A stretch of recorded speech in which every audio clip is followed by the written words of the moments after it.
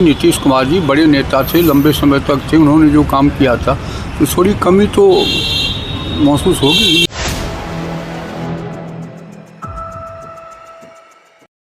नमस्कार, आप देख रहे हैं 4 PM और मैं हूं अभिषेक मिश्रा। बांकीपुर का चुनाव के हारी भारतीय जनता पार्टी जनता दल यूनाइटेड इस मौके को भुनाने में लगी हुई है।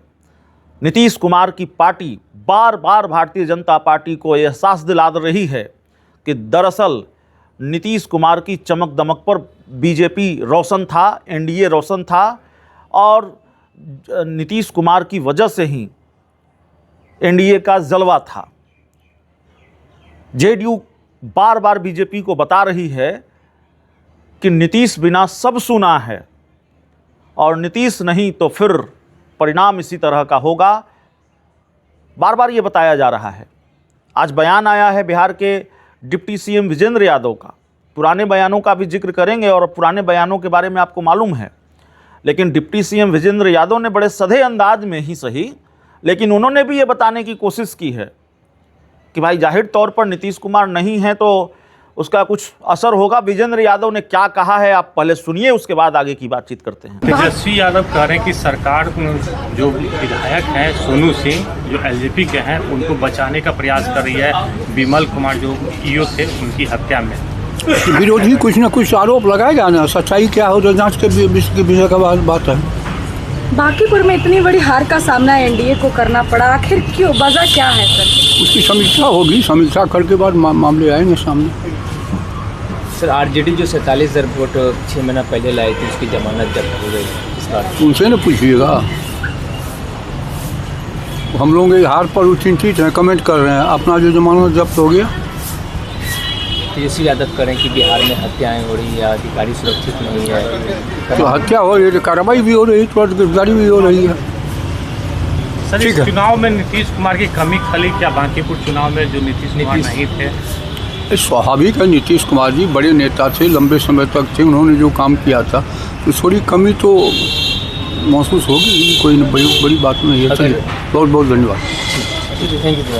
तो बिहार के डिप्टी सीएम विजेंद्र यादव ने क्या कहा है, अंदाज सधा हुआ है, लेकिन बात वही कही जा रही है जो शायद हम कह रहे हैं कि नीतीश बिना सब सुना है, और ये बताने की कोशिश भारतीय जनता पार्टी को लगातार हो रही है, बार बार हो रही है। और एक बयान की हम बात नहीं करेंगे, बयान एक होता तो शायद बात दूसरी होती। विजेंद्र यादव का बयान आज आया है और उसी तरह का बयान कमोबेश है, लेकिन जिस तरीके से भारतीय जनता पार्टी अपना गढ़ हारी है, भारतीय जनता पार्टी बांकीपुर की सीट हारी है, जेडीयू ने इसको बड़ा सुनहरा मौका जिसको कहते हैं उस रूप में इसको देखा है और जनता दल यूनाइटेड इस मौके को बहुत करीने से भुना रही है। जेडीयू को ये मौका मिला है बीजेपी को बताने का कि नीतीश कुमार की वजह से एनडीए की चमक दमक, बीजेपी की चमक दमक, और भारतीय जनता पार्टी को ये भ्रम न हो जाए कि बिहार में भारतीय जनता पार्टी बहुत ताकतवर हो गई है।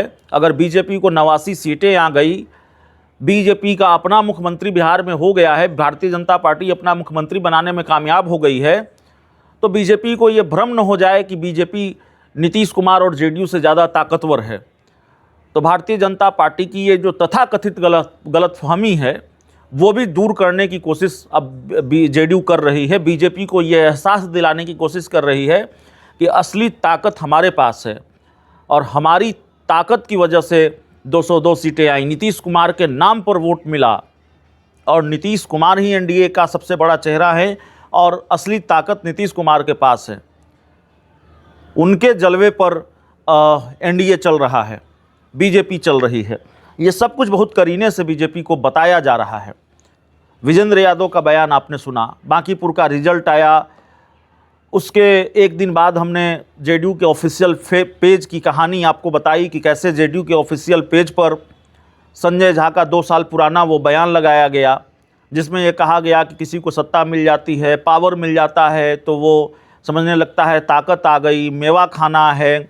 अब इस 2 साल पुराने बयान को लगाने का क्या मतलब था, ये बात मुझे समझ में नहीं आई। राजनीति में संयोग तो होता नहीं है, तो प्रयोग ही था। बाद में खबरें चली तो फिर उस बयान का वो हिस्सा हटाया गया और जो मैंने एक्स पर देखा, जितना मैंने देखा, जो जानकारी मैंने जुटाई, एक्स से वो वीडियो ही हटा लिया गया, डिलीट कर दिया गया। तो संजय झा का बयान हो, अनंत सिंह ने तो खुलकर कहा कि बीजेपी को घमंड हो गया था, भारतीय जनता पार्टी पश्चिम बंगाल जीत गई, उसको घमंड हो गया कि भाई हम यहाँ जीत गए, बंगाल जीत गए, वहाँ जीत गए। और अनंत सिंह ने तो बड़ा साफ लहजे में कहा कि भाई जिसको चुनाव लड़ना, जिसको मुख्यमंत्री बनना हो वो अपने नाम पर चुनाव लड़े। श्याम रजक ने कार्यकर्ताओं के सम्मान की बात कही। डॉक्टर अरुण कुमार ने यह कहा, मुझे मालूम था इसी तरह का परिणाम आने वाला है। बीजेपी ने वो उम्मीदवार उतार दिया जिसके कंठ में आवाज़ नहीं थी। नीतीश कुमार के बेटे हैं निशांत कुमार, उनके बारे में उन्होंने कहा कि मैंने पहले ही कहा था कि उनको बड़ी भूमिका में होना चाहिए। नीतीश कुमार को फ्रंट सीट पर होना चाहिए, इस तरह की बात डॉक्टर अरुण कुमार ने कही। तो एक तरह से जनता दल, हालांकि हम ये बता चुके हैं कि भारतीय जनता पार्टी की हार के बाद जनता दल यूनाइटेड बिल्कुल बीजेपी को लेकर आक्रामक है। जेडीयू की बार्गेनिंग पावर मजबूत है और जेडीयू बार बार ये बता रही है। और इस बात का जिक्र हम आज इसलिए कर रहे हैं कि बहुत कुछ सेकंड का बयान है इस मामले में विजेंद्र यादव का, डिप्टी सीएम विजेंद्र यादव का, लेकिन वो भी कमोबेश वही बात कर रहे हैं, उनका इशारा भी उसी तरफ है। और इसीलिए हमने कहा कि जेडीयू बार बार बता रही है बीजेपी को कि नीतीश बिना सब सुना है। तो ये जो बांकीपुर का रिजल्ट हारी है, उसके बाद जेडीयू की तरफ से जो बयान आ रहे हैं, मुझे नहीं लगता ये बात बयानों तक सीमित रहेगी, बल्कि एनडीए में कुछ बदलाव भी देखने को मिल सकते हैं। जेडीयू आक्रामक है, जेडीयू फ्रंट फुट पर है।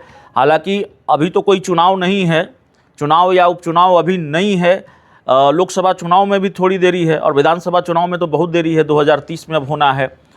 तो जाहिर तौर पर बीजेपी को कितनी चिंता इस बात की होगी कि नीतीश कुमार के बिना या जेडीयू के बिना, जो जेडीयू बता रही है कि भाई नीतीश के बिना सब सुना है, लेकिन फिर भी जेडीयू आक्रामक है।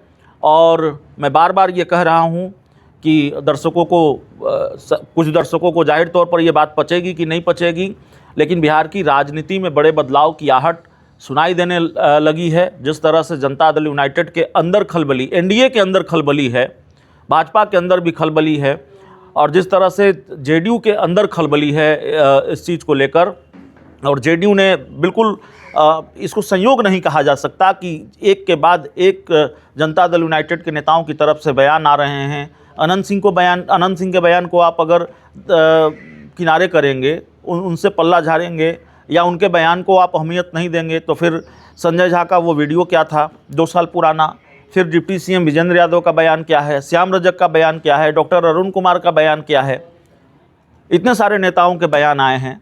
तो जाहिर तौर पर भारतीय जनता पार्टी इस वक्त मुश्किल में है। और मुश्किल ये है कि जिस जनता दल यूनाइटेड के बारे में ये कहा जा रहा था कि भाई जेडीयू अब समाप्त हो जाएगी, बीजेपी का आसानी से जेडीयू पर कब्जा हो गया है या होगा, ये परसेप्शन बनता जा रहा था और स्थितियां भी कमोबेश वैसी दिखाई दे रही थी। जेडीयू के कई बड़े नेताओं के बारे में कहा जा रहा था कि वो भारतीय जनता पार्टी के हो चले हैं, जेडीयू से ज़्यादा उनकी वफादारी बीजेपी को लेकर है, और जेडीयू अब बीजेपी के खिलाफ मोर्चा खोलने की स्थिति में नहीं है, जैसे कभी नीतीश कुमार खोल दिया करते थे साथ रहते हुए कई चीज़ें, जब नीतीश कुमार को पसंद नहीं आती थी और बीजेपी के मन में हमेशा ये डर बना रहता था कि कहीं नीतीश कुमार पाला न बदल ले। जेडीयू ने वो डर फिर पैदा करने की कोशिश की है। जेडीयू बार बार बीजेपी को डरा रही है और नीतीश कुमार की ताकत का एहसास बार बार दिला रही है। तो आने वाले दिनों में इन सारी चीज़ों का क्या असर होगा वो देखना पड़ेगा। इस पूरी रिपोर्ट में इतना ही। बहुत बहुत धन्यवाद।